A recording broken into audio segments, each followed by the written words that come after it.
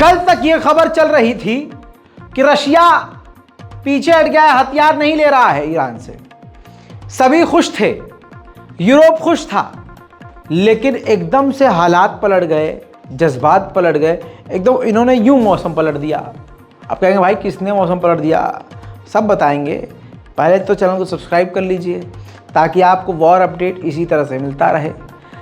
सलाम, नमस्ते, सत श्री अकाल, मैं हूं रज़ा और आप देख रहे हैं रज़ाग्राफी का वॉर अपडेट। जिस वॉर अपडेट की रिपोर्ट में आप रूस और यूक्रेन की सारी केवल बड़ी बड़ी खबरों को, जो सबसे ज़रूरी है, मैं आपको बताऊंगा। दोस्तों, स्काई न्यूज़ एजेंसी, जो अमेरिका का एक बड़ा अखबार, बड़ा डिजिटल मीडिया प्लेटफॉर्म है, उसने इन्वेस्टिगेटिव रिपोर्ट जारी करी है, जिसके बाद यूरोप के पसीने छूट गए हैं। वीडियो जारी करी है, सबूत के साथ है। मैं इस बात को वेरीफाई इसलिए कर रहा हूं क्योंकि हम भी सबूत के साथ चलते हैं और सबूत इकट्ठा करने में कितने पसीने छूटते हैं और कितनी मेहनत लगती है हमें मालूम है। तो जो हमारा काम है हम अच्छे से समझ जाते हैं, अपने काम को हम अच्छे से जानते हैं, इसलिए हम अपने जैसे दूसरे करने वाले काम को पहचान लेते हैं कि इसमें कितनी सच्चाई है, कितना झूठ। लेकिन स्काई न्यूज़ ने पुख्ता सबूत रखे हैं दोस्तों, आपके सामने रख रहा हूँ। ये देखिए दोस्तों, ये 9 जनवरी को आप ये देखिए, ईरान के अमीराबाद पोर्ट पर 2 जहाज़ खड़े थे, पानी के जहाज़। जी हाँ, 2 पानी के जहाज़ सुबह 9:41 तक खड़े हुए थे अमीराबाद पोर्ट पर। एक का नाम मूसा जलील था जहाज़ का और दूसरे का नाम था बैगे। ये दोनों 10 जनवरी 2023 तक 1:45 तक वहीं पर कैस्पियन सागर में मौजूद थे।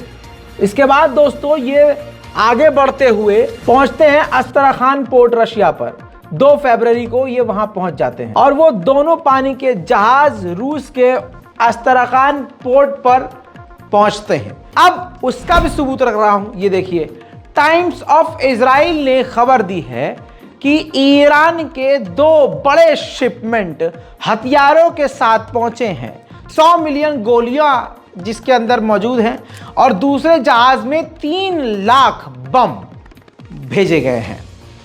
दोस्तों, इसके बाद यूरोप के सभी देशों में, नेटो के सारे मेंबर्स में बौखलाहट पैदा हो गई है। अब इससे बड़ी मुसीबत, यूक्रेन को हथियार देने से ज्यादा बड़ी मुसीबत तो इजराइल, यूरोप और अमेरिका की यह है कि रशिया ईरान को बदले में कुछ बड़ी सहायता ना दे दे। दोनों के बीच बड़ी डील हो चुकी है पहले ही। अब रशिया और ईरान को पीछे नहीं किया जा सकता, दोनों ने साइन कर दिया है। इसीलिए आपकी स्क्रीन पर यह रिपोर्ट फुल स्क्रीन पर है। रिपोर्ट यह है जो कि इजराइल के अखबार जेरूशलम ने भी कंफर्म कर दिया है। खबर यह है कि ईरान और रशिया ने हाथ मिला लिया है कि अगर ईरान को परमाणु समझौते से अमेरिका बाहर निकाल के फेंक देता है तो ईरान को जितने यूरेनियम की जरूरत होगी, रशिया ईरान को वो यूरेनियम देगा, लौटाएगा, और जो भी यूरेनियम जितनी तादाद में ईरान को चाहिए रशिया देगा। यानी ये अब तक की रूस और ईरान की सबसे बड़ी डील है। बात करें जंग की तो ministry of internal affairs Russia की, उसकी सरकारी building, ministry of internal affairs की बिल्डिंग में आग लग गई। ये देखिए, आग की वजह नहीं पता, लेकिन आपको इसके पीछे कौन है ये तो पता ही है, लेकिन रशिया हमेशा की तरह छुपा रहा है। दोस्तों, इन सब के बाद यूक्रेन के समर्थन में, यूक्रेन की मदद के लिए चाइना आ गया है। जी हाँ, सर मत खुजाइएगा, खुजा भी सकते हैं क्योंकि बात ही ऐसी है। भाइयों और बहनों, $210,000, अरे बाप रे बाप, हमारा $210,000 यूक्रेन को चीन दे रहा है। और चाइना ने कहा है कि इस रकम से आपकी जो न्यूक्लियर फैसिलिटी है, परमाणु फैसिलिटी है, आप इन रकम को उसके बचाव में लगाइए। अमेरिका के पास जो उसकी खुद की मिसाइलें हैं वो ऐसी हैं कि किसी दूसरे के फाइटर जेट में नहीं लग सकती। एयर टू एयर, हवा से हवा में मार करने वाली मिसाइलें ज्यादा से ज्यादा यूक्रेन को चाहिए। अब अमेरिका अपनी मिसाइलों को अपग्रेड करने में लगा हुआ है। कुछ उसको इस तरह से अपग्रेड करने की चाहत में है कि उन मिसाइलों को किसी भी दुनिया के फाइटर जेट में इंस्टॉल करके यूक्रेन दाग सके। यानी कोई भी फाइटर जेट यूक्रेन को दे दे, चाहे जर्मनी दे, फ्रांस दे, कोई और दे, कोई भी देश दे, कोई भी अपना फाइटर जेट दे दे, उसके फाइटर जेट में हमारा यानी अमेरिका का air to air missile install हो जाए।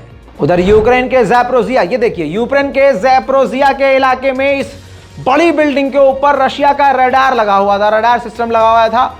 यूक्रेन ने एयर स्ट्राइक करके उस रडार को तबाह कर दिया। यूक्रेन के लिए ये एक काफी बड़ी कामयाबी है। उधर साउथ कोरिया ने यूक्रेन को किसी भी तरह से हथियार देने को मना कर दिया है, लेकिन कहा है कि हम ह्यूमैनिटेरियन एड जरूर देते रहेंगे।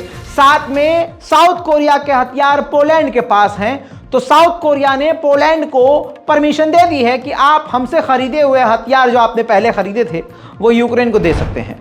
उधर अमेरिका और यूरोप के इलाके के बेहद करीब रूस की पनडुब्बियां पहुंच चुकी हैं। जब से यह जंग चल रही है, अमेरिका और यूरोप के बेहद करीब धीरे धीरे अपनी पनडुब्बियों को बढ़ा रहा था रशिया, लेकिन अब यह कहा जा रहा है, जो कि देखिए आप भारत में भी अखबार में खबर छप चुकी है कि अब रशिया ने ज्यादा से ज्यादा तादाद में पनडुब्बियों को, जो कि परमाणु बम से लैस हैं, उनको अमेरिका के बेहद करीबी इलाके में तैनात कर दिया है। इसके साथ बड़ी खबर एक और, यूएन के चीफ एंटोनियो गुटेरेस पहुंच चुके हैं यूक्रेन।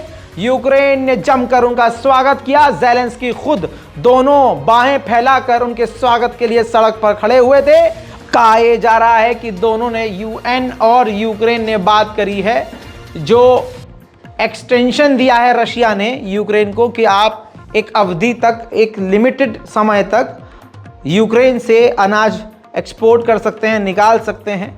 साथ में कैदियों की अदला बदली को लेकर इन दोनों मुद्दे पर यूएन के चीफ ने यूक्रेन के प्रेसिडेंट से मुलाकात करके बात करी है और उम्मीद है कि इसके बाद ये रूस से भी बातचीत करेंगे। यूक्रेन का ही इलाका बैखमत है। बैखमत में चल रही है जंग। यूक्रेन के प्रेसिडेंट ज़ेलेंस्की ने कहा है कि अगर हम बैखमत जीत जाएंगे, बैखमत को हमने अगर आज़ाद करा लिया, तो हम बैखमत के रोड को खुला छोड़ेंगे ताकि रशियन वहाँ से भाग सके। यानी उंगली करने में अभी पीछे नहीं है ज़ेलेंस्की, लगातार जो है उकसाने में लगे हुए हैं। रूस और यूक्रेन की सेना इस वक्त बैखमत में ही आमने सामने है। टकराव चल रहा है, गोलीबारी चल रही है। आपको एहसास दिला देता हूँ इस वीडियो के जरिए।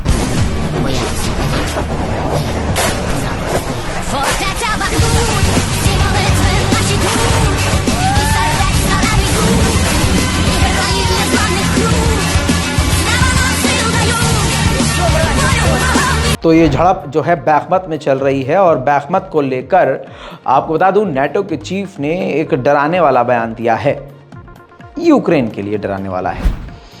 नेटो के चीफ ने कहा है कि आने वाले समय में जो यूक्रेन का बैखमत है वो रशिया के हाथ जा सकता है। अब आप कहें कि नहीं रशिया जीत रहा है या जीतेगा, तो ऐसा नहीं है। कौन जीतेगा वो कोई नहीं जानता, लेकिन रशिया को भारी भरकम नुकसान हो रहा है। रूस के ब्रियांस्क के इलाके में भी इसी तरह से खुफिया तरीके से आग लगी है। रशिया छुपा रहा है लेकिन नुकसान बड़ा है।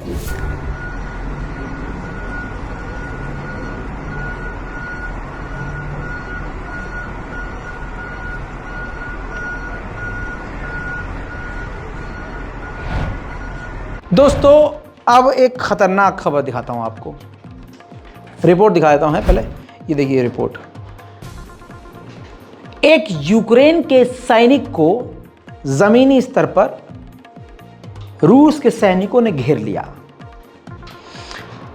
उस यूक्रेन के सैनिक ने देखा कि मैं घिर गया हूं चारों तरफ से। रूसियों ने कहा सरेंडर कर दो। उसने सरेंडर नहीं किया, उल्टा स्वैग स्टाइल में सिगरेट निकाल के पीने लगा। भाई भौकाल था भाई साहब। यूक्रेन के सैनिकों का भी भाई साहब जो लेवल है हिम्मत का अलग लेवल का है। इसके बाद क्या हुआ, उस यूक्रेन के सैनिक को चारों तरफ से गोलियों से भून दिया गया। ऐसा भूना गया कि इतने मोटे मोटे छेद हो गए जिस्म में। मैं वीडियो नहीं दिखा सकता। मैं अब आपको वीडियो दिखाने जा रहा हूं वो, लेकिन सिर्फ वहीं तक दिखाऊंगा जहां उस पर गोली जैसे ही चलेगी मैं वहां रोक दूंगा। लेकिन वो स्वैग दिखाना ज़रूरी है कि वो चारों तरफ से घिर जाता है। और ये इंटरनेशनल कानून था कि जब एक सैनिक विपक्ष का सैनिक निहत्था हो तो आप उसको गोली नहीं मारिए, कैद कर लीजिए, गिरफ्तार कर लीजिए। लेकिन ह्यूमन राइट का कहा जा रहा है रूस के सैनिकों ने उल्लंघन किया और उसको गोली मार दी। लेकिन उसका स्वैग मैं आपको दिखाना चाहता हूँ। यूक्रेन का वो सैनिक गोली लगने से पहले किस स्वैग में था। दोस्तों, उधर रशिया और चाइना सर खुजाने में लग गए हैं, क्योंकि भारत ने चुपके से नेटो से बात करी है। नेटो और भारत ने बंद कमरे में क्या क्या बात करी है, अभी तक वो बातें सामने नहीं आई हैं। लेकिन रशिया भी सर खुजा रहा है कि ससुरे हमारे खिलाफ तो कोई चाल नहीं है, और उधर चाइना को तो पता ही है कि भारत हमारे खिलाफ इस वक्त कुछ भी कर सकता है। उधर यूरोपीय यूनियन के अधिकारी ने बयान दिया है कि अब तक हमने 11,000 सैनिकों को ट्रेनिंग दी है और इस साल के आखिर तक हम 30,000 यूक्रेन के सैनिकों को फुल्ली ट्रेन करके यूक्रेन में भेज देंगे। Our military assistance mission will have trained more than 11,000 Ukrainian soldiers.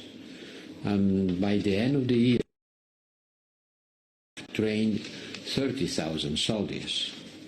And all member states expressed their satisfaction about the results achieved by this training mission and committed to do more, especially when the battle tanks are arriving to Ukraine and the crews of these battle tanks has to be trained. दोस्तों, मैंने आपको बताई थी वो खबर कि रूस का एक स्पाई एयरक्राफ्ट जो है, जहाज जो है, वो जासूसी जहाज बेलारूस में तैनात था, जिस पर ड्रोन हमला हुआ और काफ़ी उसको नुकसान पहुंचा था। लेकिन बेलारूस ने उसकी वीडियो जारी करके बताया था कि बिल्कुल ठीक ठाक है और वो सही सलामत है, उड़ रहा है, गश्त कर रहा है, अपना काम कर रहा है। लंबे समय के बाद बेलारूस के राष्ट्रपति लुकाशेंको ने मान लिया है कि हाँ, ड्रोन हमले उस पर हुए थे, काफ़ी बड़े हमले हुए थे, हमने सभी हमलों को फेल किया, लेकिन इन हमलों में थोड़ा बहुत उसका नुकसान हुआ था। चलो, माना तो सही बेलारूस के राष्ट्रपति ने, वरना वो तो अब तक झुठला ही रहे थे। अब दोस्तों, अमेरिका के जो हथियार यूक्रेन के लिए जर्मनी पहुंचे थे, अब वो जर्मनी से निकल चुके हैं ट्रेन के रास्ते यूक्रेन के लिए।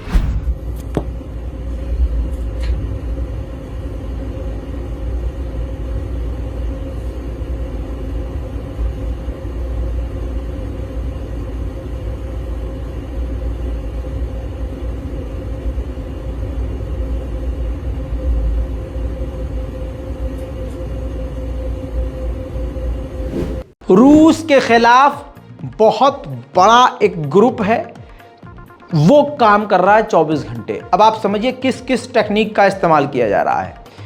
जो मोबाइल की ऐप्स होती हैं ना, वो ऐप का इस्तेमाल करके, जो नॉर्मल आप फ़ोन में कोई ऐप रखते हैं, कोई भी ऐप, समझ लीजिए चाहिए यूट्यूब या कोई और ऐप, इसी तरह की जो ऐप्स होती हैं जो रशिया के लोग यूज़ करते हैं, उन ऐप्स के ही ज़रिए यूक्रेन के लोग, यूक्रेन के सैनिक रूसियों को ट्रैक कर रहे हैं। तो ज़ाहिरन एकदम क्लियर है कि वो ऐप की जो मालिक हैं, उन ऐप के जो संचालक हैं, वो यूक्रेन की मदद कर रहे हैं कि हाँ, हमारा एक यूज़र रूस का ये सैनिक है और इस वक्त ये ऐप इस फ़ोन में डला हुआ है, ये फ़ोन रूस का ये सैनिक का है और ये इस वक्त लाइव लोकेशन इसकी यहाँ है, वहाँ पर यूक्रेन बम दाग दे रहा है। इससे आसान जवाब में और क्या समझाएं हैं। रूस में एक जगह है त्वापसे, वहाँ पर रूस का एक ऑयल डिपो है, वहाँ पर यूक्रेन का एक ड्रोन आया था, जिसके बाद ये देखिए रूस ने उस ऑयल डिपो के आसपास पंजशीर S1 तैनात कर दिया है, एयर डिफेंस सिस्टम, जो 24 घंटे एक्टिव है। मजबूती इन सब के बावजूद रशिया ने दिखाई है। भारी नुकसान के बाद रूस झुका नहीं है, उल्टा रशिया ने कहा है कि बातचीत करने से पहले हम कोई भी शर्त नहीं मानेंगे। अमेरिका के एक मिनिस्टर हैं, हाउस स्पीकर हैं, जैसे यहाँ के दिग्गज कोई मेंबर ऑफ पार्लियामेंट हैं, वैसे ही वहाँ के जो हैं दिग्गज नेता हैं। आपकी स्क्रीन पर देखिए, ये है वो शख्सियत। ये जो हैं रिपब्लिकन पार्टी के नेता हैं। रिपब्लिकन पार्टी यानी जो डोनाल्ड ट्रंप वाली पार्टी है, उसके नेता हैं।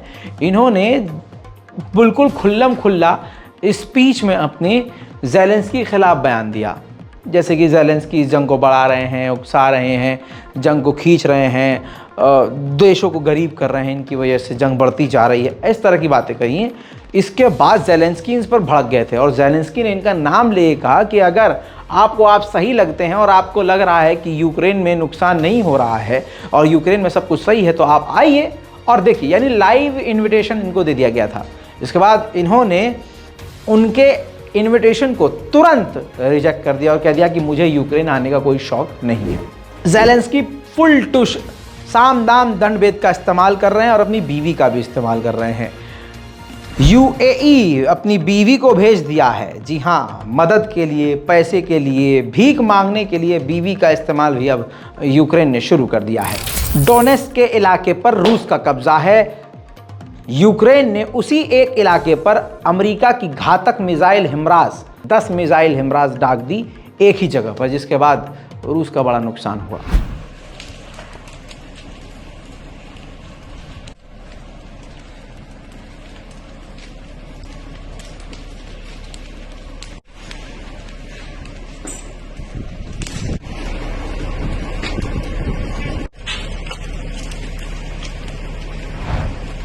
खबर यह है कि सिर्फ फरवरी के ही महीने में, यानी इन 30 दिनों में ही 11,000 यूक्रेन के सैनिकों को मौत की घाट रशिया उतार चुका है और रशिया ने इस बात को खुद कंफर्म भी किया। दोस्तों, अब आपकी कंफ्यूजन में दूर करूंगा जो मेरे दिमाग में भी कंफ्यूजन थी। एक रिपोर्ट आई है, ये रिपोर्ट के मुताबिक पूरी दुनिया की 70% जो पॉपुलेशन है वो रूस के समर्थन में है।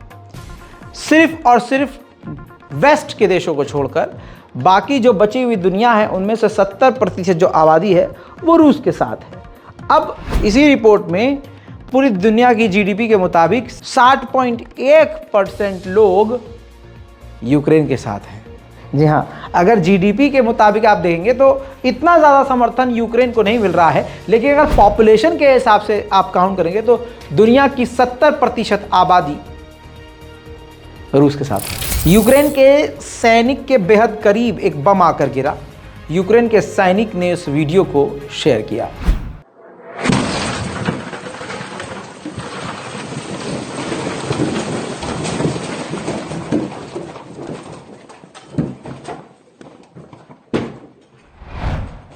अज़रबैजान के साथ हमेशा से रशिया रहा है।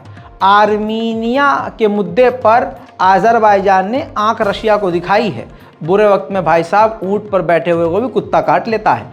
भाई साहब, अज़रबैजान ने कहा है कि काराबाग के इलाके में यूक्रेन के सैनिकों के साथ मिलकर जो रूस के सैनिक काम कर रहे हैं हमें पसंद नहीं है, भैया वो काम करना बंद कर दे रूस के सैनिक। हाँ, यूक्रेन के डोनेट्स्क का वो हिस्सा, आधे डोनेट्स्क पर रूस का कब्जा है, आधे डोनेट्स्क पर यूक्रेन का। यूक्रेन के हिस्से में जो डोनेट्स्क है उस डोनेट्स्क के इलाके में दिन से लेकर रात तक यूक्रेन के डोनेट्स्क पर रशिया ने बमबारी करी।